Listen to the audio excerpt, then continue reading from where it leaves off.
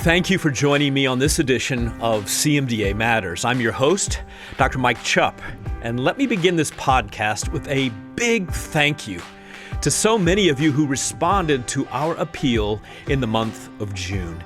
We are celebrating the generosity of many that has helped CMDA successfully claim the entire $130,000 matching gift challenge as we close the end of our fiscal year, June 30th. You know, King David in 1 Chronicles 29:11 in the NIV expresses gratitude to the Lord for his continued provision for his ministry here on earth.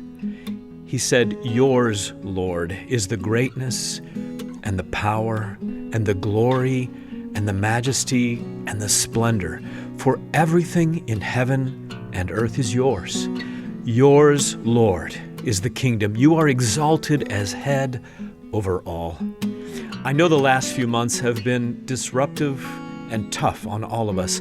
So much uncertainty and the challenges we've had to overcome personally and professionally.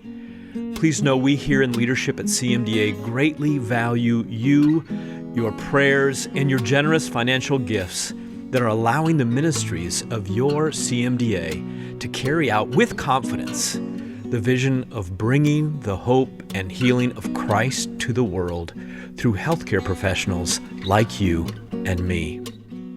Well, today our guest is Dr. David Goodman, and I do say our because I invited Reverend Bill Reichert, our National Director of Campus and Community Ministries, to join me as co-host for this particular conversation. Dr. Goodman is no stranger to those of you who have used the CMDA Student Life app because he developed a popular CMDA Bible study series centered on the book of James from a doctor's perspective.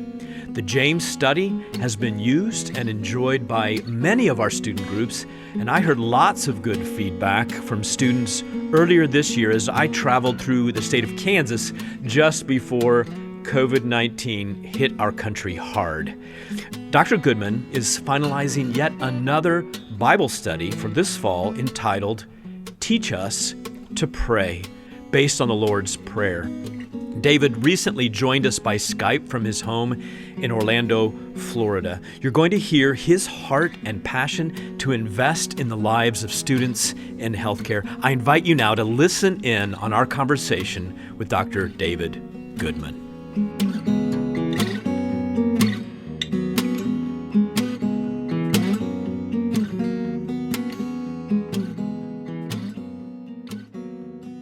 Well, it is indeed a pleasure to welcome to the program today Dr. David Goodman. And Dr. Goodman is from Orlando, Florida, and he's an OBGYN.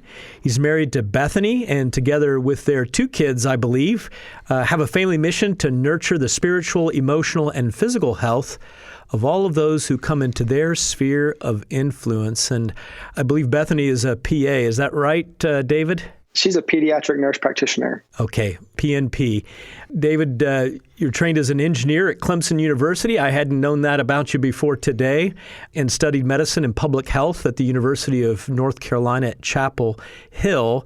He's also had a background. He served in Tanzania as a Fulbright scholar, and I know enough about that program that you have to be pretty much at the top of the intelligence and academic achievement charts to be a Fulbright scholar, as well as a Fogarty Research Fellow with Duke University's Hubert Jurgen Center for Global Health.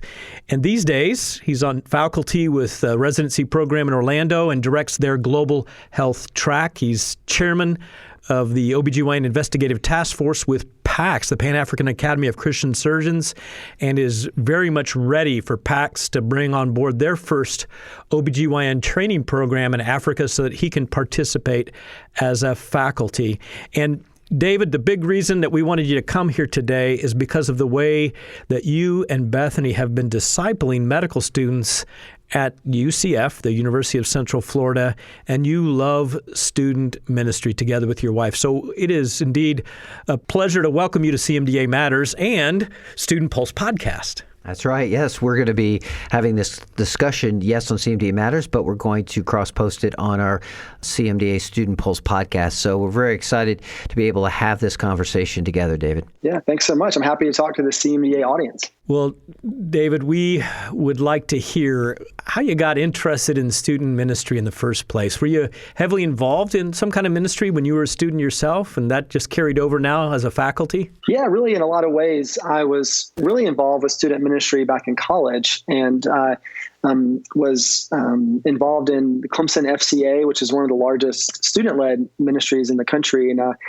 actually led the personal growth efforts for them. And so I think back to my immaturity in college and how I was in charge of anything related to personal spiritual growth. But the Lord used me and used that ministry as a big part of my life, and it helped to kind of really, I think, solidify my interest in student ministry and discipleship ministry. And then when I was a fellow at Duke, I was able to go back to UNC and lead a student ministry group there. So it was so amazing being able to lead a group in the same library rooms where I had studied and where I had trained, and really had just a wonderful opportunity that set me on this path of wondering what role student ministry was going to have in my life as we left for Tanzania and did my fellowship time there with Duke. Well, now that you're a practicing physician, you are still involved in student ministry, but you are leading students and helping disciple them at UCF, and you started writing material. And discuss a little bit about how that came about, because I know that before we met and had discussion about what we're about to talk about in a minute, you've been writing devotional material, Bible study material for a couple of years. Yeah, so when we were in Tanzania, I would say that I left and moved to Africa really trying to put my yes on the table to say, Lord, we are open to go wherever you want us to go and use us however you want us to be used. And honestly, I thought that, the pinnacle of being a Christian was to be like Dr. Chupp, to be a missionary surgeon. And why would you be anything else but the pinnacle? And I was really kind of caught off guard when we were in Tanzania. Our fellowship time was coming up, and we were trying to wonder what to do next. And really felt like the Lord was calling us back to America to, in some ways, continue what we had been doing. We found really our greatest ministry when we were living in Tanzania was being around our Duke coworkers and the medical students who were coming to rotate through the hospital. And we've never shared the gospel so much in our lives as with, working in a very secular capacity with students. And so it was out of that we really wanted to start to make medical student discipleship to be one of the main thrust of our life, or as we say, spheres of influence that we wanted to try and bring spiritual, emotional, and physical health into. So the writing really got into being when I had just a lot of thoughts that I felt like I needed to get out, and I needed to work through them and see if it could be helpful for a broader audience. We originally started out trying to do them for our third and fourth year students as a way of kind of creating what we call digital discipleship. So when they were out on their rotations, they could get a weekly devotional email and still be connected to our group, even though they weren't really actually at campus. Let's move into a little bit about what has happened this last year, because you have been writing a series of curriculum for our student ministry, a series on the book of James called Becoming, a Doctor's Notes on the Book of James. And how it came about was very providential, and it all started with a medical missions conference in Orlando called Remedy. Just take us through a little bit about how did it come that you started writing this material for those within your circle, but now we've kind of moved into an opportunity to get this kind of study, these kinds of materials into the hands of our students all across the nation. So the book of James had been remarkably helpful for me when I was a medical student. I have followed this one pastor for a long time named Ben Stewart, who used to teach the college ministry at Texas A&M, and now he is a pastor with Passion City Church in Washington, D.C., and his sermon series had greatly impacted me during the time when I was a medical student, and I was really caught up on the idea of let steadfastness have its full effect. And I just wanted to get that message out to students, that they would be able to richly experience all that the book of James had to really offer us as far as perseverance and development. And I actually knew I had this meeting with Dr. Chupp that was going to happen as we prepared for the Remedy Conference a few months before it happened. And I had an elevator pitch ready of I'm gonna meet this guy, and I have these 13 or 14 weeks on James, that they are ready to go. And I'm going to see what he says. And, strangely enough, like through the dessert line, he actually listened to what I said and said, I'm going to get you in touch with the right people, and we're going to look into that and see if it's something we could use. And so I'm very thankful that God worked through that he worked through me having the nerve to bring it up. And I'm really thankful for how God's used it to help get it out into the hands of students. Before you, David, get into some of the details that Bill wants to ask you about, I just want to give you the rest of the story. I had an opportunity before COVID-19 hit to be traveling around. I was with a number of student groups, especially in Kansas, and both in Wichita and Kansas City. I just happened to ask the student groups, hey, have you guys happened to study this book of James that's available on the student activity, student life app?